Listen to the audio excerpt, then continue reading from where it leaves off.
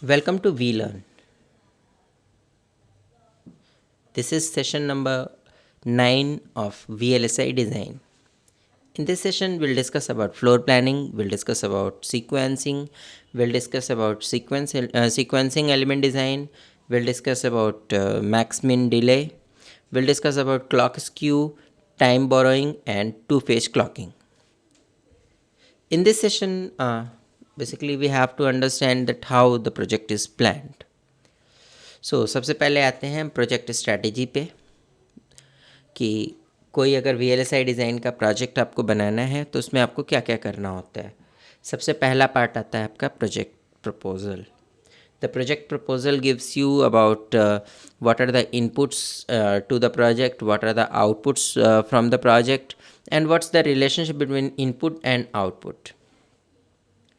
Then comes your floor plan. Floor plan defines you that आप block कैसा बनाएंगे, उसके अंदर क्या क्या चीज़ें रखेंगे।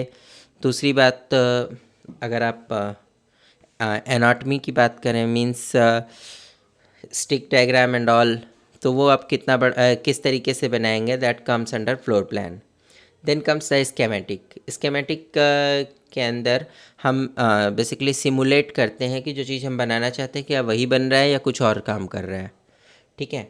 Then we go for the layout, that is the physical design, that is the actual work that we have to do. Now coming on to the floor plan. Floor plan की बात करें तो सबसे पहला इसमें क्वेश्चन आता है कि हम ब्लॉक का एरिया कैसे डिसाइड करेंगे कि कितना बड़ा ब्लॉक बनाना है। ब्लॉक का एरिया डिसाइड करने के लिए सबसे पहले हमको ब्लॉक डायग्राम समझना पड़ता है। We have to look for the all the inputs, we have to look for the functions, we have to look on to the data part and the random logic, then we have to start the schematic. ठीक है, सबसे पहले आपको block diagram create करना होता है, then we go for the area कि कितने बड़े ब्लॉक में ये बन सकता है। Secondly, we estimate dependent type of logic, कि किस तरीके के लॉजिक्स हम इम्प्लीमेंट कर रहे हैं इसके ऊपर भी डिपेंडेंट है ना।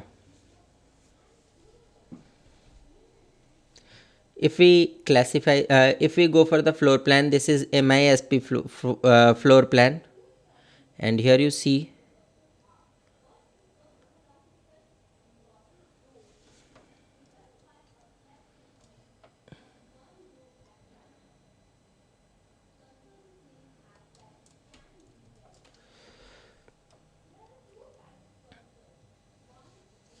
the diagram is having different type of boundaries, like these are the outer boundaries. Here is the area where you have to draw the actual substrate जिसके ऊपर का आपको पूरा सर्किट डिज़ाइन करना है, and along with that you have to design the input and outputs.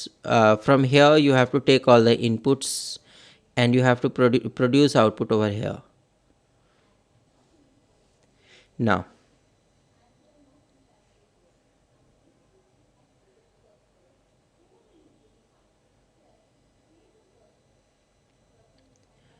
if we talk about the area estimation, सबसे पहले आपका कॉन्सेप्ट आता है एरेज का। आप कितने लॉजिकल एरेज यूज़ कर रहे हैं, कितने सेल्स बना रहे हैं, लेआउट के अंदर बेसिक सेल क्या बन रही है और एक सेल का एरिया कितना बड़ा आ रहा है। These are the features that defines that what is the area of one unit, and how many units you are using, that gives you the number of arrays, number of elements in array. Now then we look on to the data part, data paths.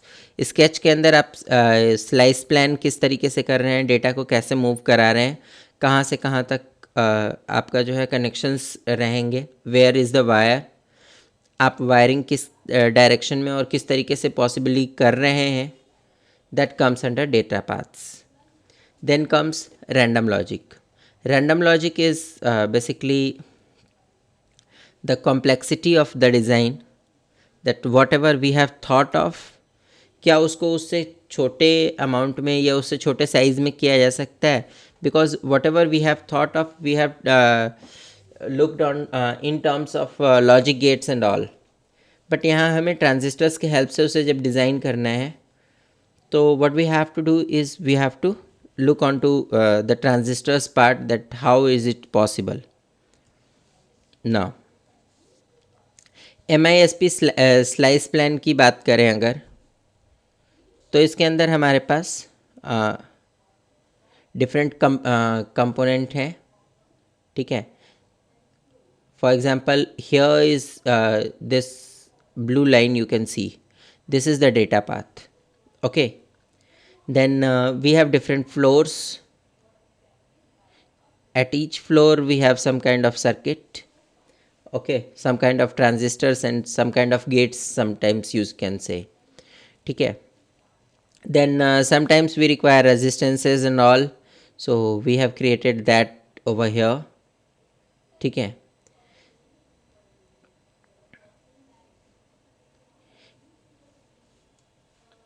So this is MISP slice plan. Now if we talk about typical layout densities, so layout density for different devices should be जितना layout density आप higher रखेंगे वो उतना अच्छा device कहा जाता है, ठीक है, because it takes less space, ठीक है. तो यहाँ पे हमने क्या किया कि प्रोजेक्ट के अंदर अगर हम बात करते हैं तो रैंडम लॉजिक मींस दो मेटल लेयर्स के बीच में कुछ हमने एक ट्रांजिस्टर लगाया. In that case what we have done is we have implemented around 1000 to 1500 lambda squares per transistor, while this space is less for the data path, it is more or less for ROM and RAM.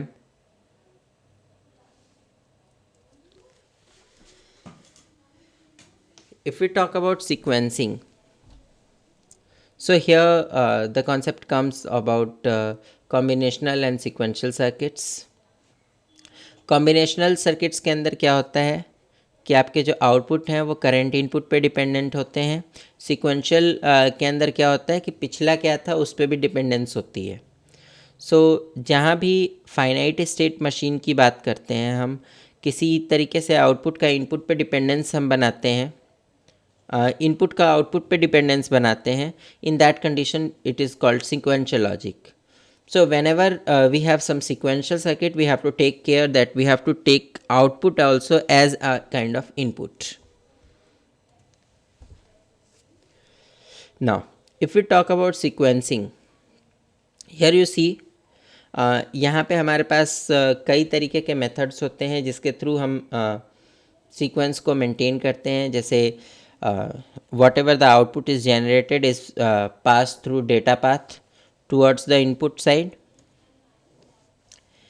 Sequencing के अंदर कभी कभी overheads की बात आती है. Overhead क्या होता है कि सीक्वेंसिंग के अंदर हमारे पास सपोज़ 15 यूनिट की सीक्वेंसेस थी, अब इसमें 15 की जगह 16वां इनपुट एक्स्ट्रा आ रहा है. सो what has to happen is what we do is either we put it into some delay or we reject that input.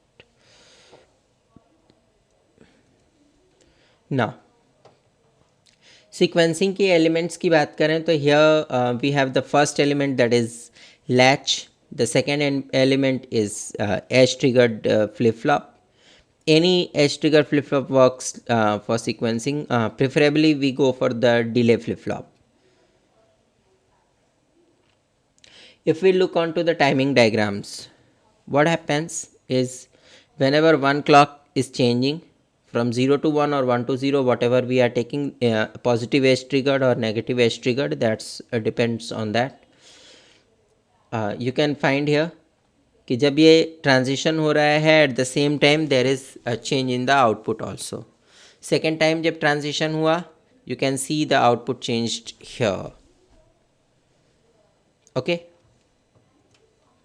Now If we go for the latch design, so here the pass transistor concept comes.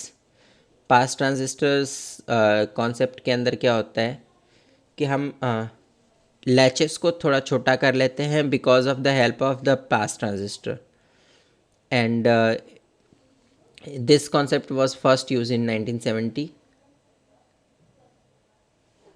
इसके benefit क्या हैं कि आपको space ज़्यादा मतलब छोटे space में ये ऑब्जेक्ट बन जाता है. दूसरी बात, इसमें आपकी क्लॉक जो है वो लोडेड होती है, मतलब क्लॉक के हिसाब से वर्कआउट होता है, और इसमें क्लॉक पे बहुत ज़्यादा लोड नहीं होता. इसमें अगर हम बात करें कि इसके नुकसान की, तो इसमें Thevenin voltage drop VT is there. Then secondly इसमें नॉन रेस्टोरिंग की कंडीशंस भी होती हैं, ब्लॉक ड्राइविंग होती है. ठीक है, आउटपुट जो है वो नॉइज़ सेंसिटिव होता है. इसके अलावा डिफ्यूजन इनपुट होते हैं. If we look on to transmission gates, so here you see that transmission gate requires inverted clock. That means it has a clock, it has one inverted clock. If we look on to inverting buffer, here what happens is we have a inverter at the beginning. Inverting buffer के अंदर क्या है कि restoring process, then no block driving, and it has output noise sensitivity which is one bad factor for this. But इसमें जो diffusion input है, this is another bad factor. Rest of the factors are favourable. Now if we look on to tri state feedback, tri state feedback के अंदर क्या होता है, it is static. Secondly, it is block driving risk is not there, and secondly static latch होने की वजह से it is okay with our inputs also. Now if we look on to buffered input का concept ये होता है कि two NOT gates connected back to back, and there is one device that is forcing the drive current.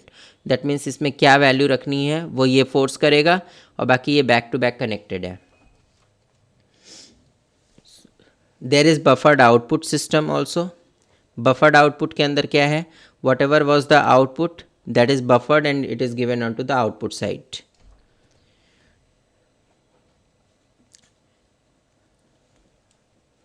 अगर हम used standards की बात करें, तो buffered input and buffered output is one of the best way. Other than this, if we talk about buffered output, it is one of the best thing that we can use. इसकी high clock loading होती है, बस यही है कि इसकी छोटी सी problem है. Then there is a dispatch latch, data path latch. Data path latch is the latch that is used to create a data path. ये अनबफर्ड इनपुट लेता है और इसको बफर करके आउटपुट पर प्रोड्यूस करता है. Now flip flop design. For flip flop what we actually go for is we connect two not gates back to back. Two not gates back to back, that means input जो आ रहा है अब हम उसे govern करना चाहेंगे कि वो केवल तभी आए जब हम इनपुट देना चाहते हैं.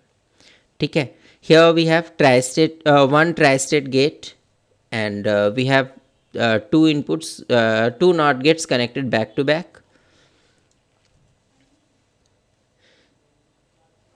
अगर हम क्लॉक को 1 करते हैं तो हमें क्या चाहिए होता है कि जो भी D पे इनपुट है वो आउटपुट पे आ जाए. ठीक है, सो क्लॉक को अगर आप 1 करेंगे, in that condition you will find this part will be working and this part will be not working. This will go into the third state, that is inert state. और जो भी आपने यहाँ से डेटा दिया है वो अब इन्वर्ट होकर के यहाँ आ जाएगा. whenever the clock goes high, sorry, clock goes low, whatever here उसका नॉट प्रोड्यूस करके यहाँ पे आपको प्रोवाइड कर दिया जाएगा, ठीक है. So this is what happening in D latch. Now, sometimes we require some inputs that force the device to be 0, ठीक है, जिसको हम reset input बोलते हैं.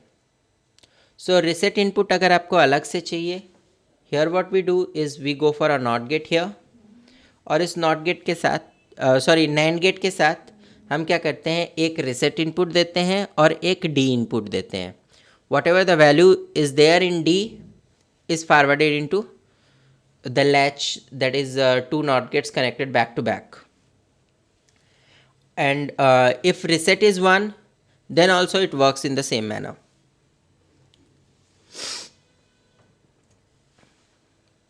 Sometimes we require set reset latch.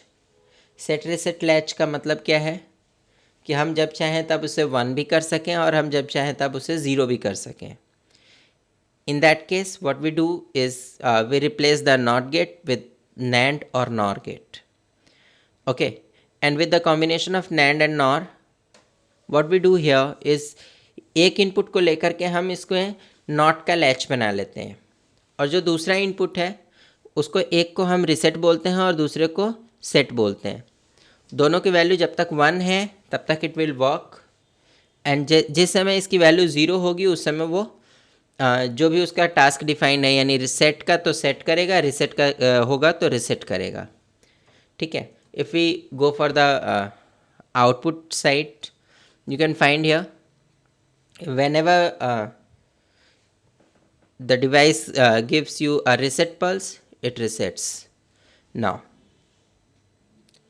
if we talk about flip-flops and delays in case of flip-flops, you can see here this is one clock pulse, and in one clock pulse what had happened is there is one output, it is going to be 1 then 0.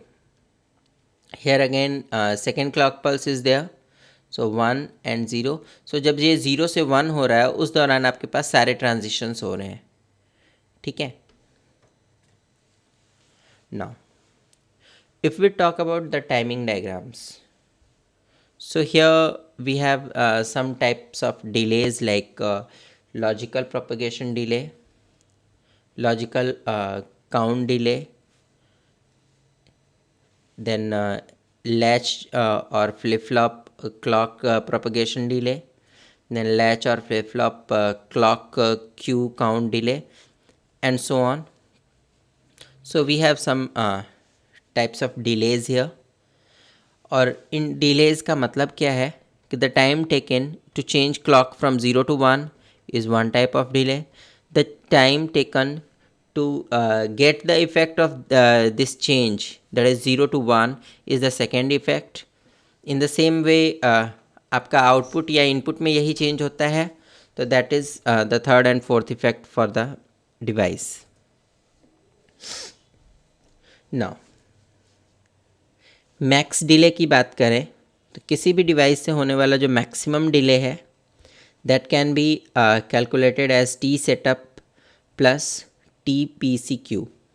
Okay, T setup is basically the time taken to basically change the value, means to produce the value on the output side, and TPCQ is the time taken actually to change the clock from 0 to 1.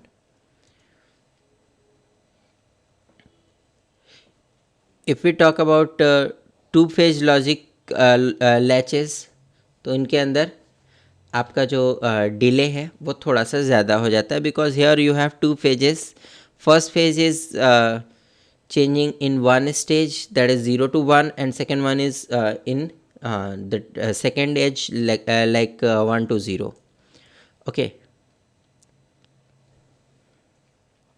if we talk about maximum delay in case of pulsed latches, then you will find that here it is somewhat lesser than what we have calculated in the previous ones. Like यहाँ पे क्योंकि जो आपका setup delay है वो थोड़ा सा कम हो जाता है. Now if we talk about minimum delay, then minimum delay is t hold minus TCCQ. Okay, t hold is the time for which your data lines hold the current stage. ठीक है. और जो आपका क्लॉक के change होने का timing है, means clock is changing from 0 to 1, that is basically TCCQ. Okay, तो क्लॉक के चेंज होने के बाद से ही हम क्योंकि टाइम कैलकुलेट करना शुरू करेंगे, एंड आउटपुट के चेंज होने के बाद हमें क्या कहते हैं कि पता चलेगा कि yes this is the final output. Now अगर 2 फेजेस लैच के अंदर अगर हम इसको कैलकुलेट कर रहे हैं तो here it is somewhat higher. You can find TCCQ is there, but there is one more term that is non-overlap term, and because of that it is somewhat higher. Now if we talk about minimum delay in case of pulsed latches, तो pulsed latches के अंदर क्या है कि whenever the pulse is coming it has to work at the time the pulse is high. ठीक है, but pulse के आने के बाद जो पल्स की वेड्थ है we call it TPW. So pulse की वेड्थ के बराबर का टाइम तो आपको कम से कम लगेगा इसके ट्रांजिशन के स्टार्ट होने में. Transition has been started. Now you have to see that what actually is the output. ठीक है, सो तो इसके बाद से जो आपके आउटपुट के प्रोड्यूस होने में और इनपुट के अंदर चेंजेस आने में टाइम लगा, that is t hold and TCCQ, and here you find it is TPW plus t hold minus TCCQ is the total delay. Now there is a concept called time borrowing.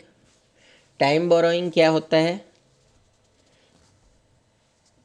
जब भी कभी हम किसी flip flop based system की बात करते हैं तो यहाँ पे हमारे पास rise time and rise time होता है राइजिंग एज पे और ट्रेल टाइम होता है ट्रेलिंग एज पे. ठीक है, हम अगर राइजिंग एज पे सपोज चेंज ओवर्स कराते हैं तो जितने हमारे राइजिंग एजेस हैं हर एक पे थोड़ा थोड़ा टाइम रिक्वायर्ड होता है टू प्रोड्यूस द आउटपुट. अगर हम इसी प्रोसेस को थोड़ा सा फास्टर करना चाहते हैं तो हम यहाँ पे क्या करते हैं कि नेक्स्ट राइज से पहले ही हम अगली वैल्यू को कैलकुलेट करके रखते हैं कि yes this has to happen. ठीक है, और अगला अगर सपोज सिग्नल आया तो सिग्नल के आते ही हम रेस्पॉन्स कर जाते हैं कि yes there is a rise so we have to change the values. Now in case of latch based systems के अंदर क्या होता है कि डेटा जो है आपका लैचेस की हेल्प से पास थ्रू करता है. तो यहाँ पे आपके पास ये सारा कुछ प्रोसेस ट्रांसपेरेंट रहता है. इसमें लॉन्गर साइकिल होती है. लॉन्गर साइकिल होने की वजह से आप लॉजिकल टाइम बोरो कर सकते हैं नेक्स्ट साइकिल से. मीन्स आपका पहला साइकिल कंप्लीट हो रहा है उससे पहले आपने थोड़ा सा टाइम स्टार्ट कर लिया अगले क्लॉक साइकिल में से, और here you have calculated whatever the output is to be produced. Now time borrowing का एग्जाम्पल अगर हम बात करें तो here you C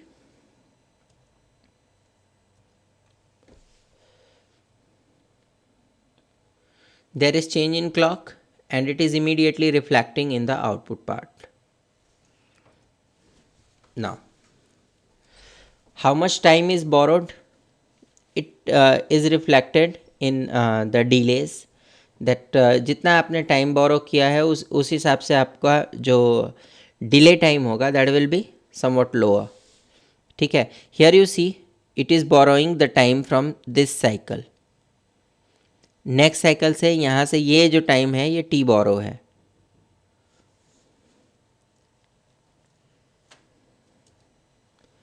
now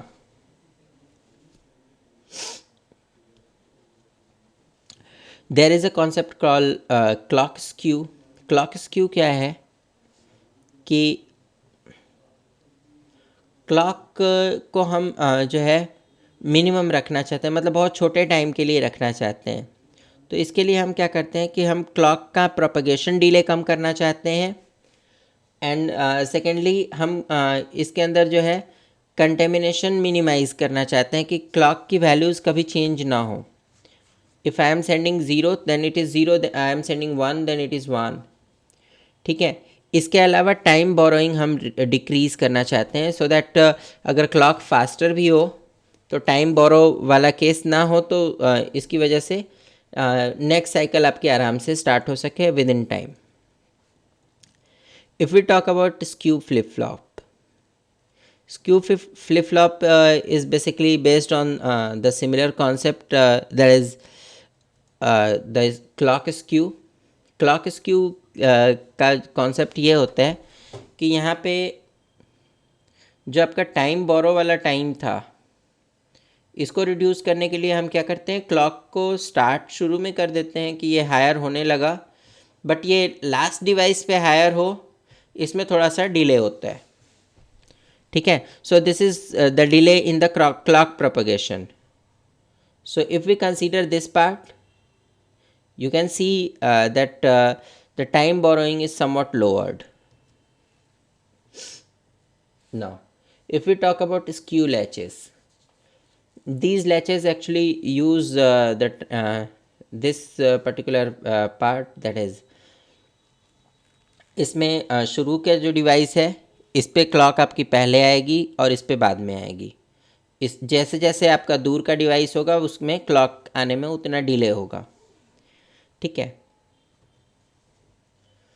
now in some cases we have two phase clocking. Two phase clocking is basically generating clock in two different phases, phi 1 and phi 2. One is lagging behind other.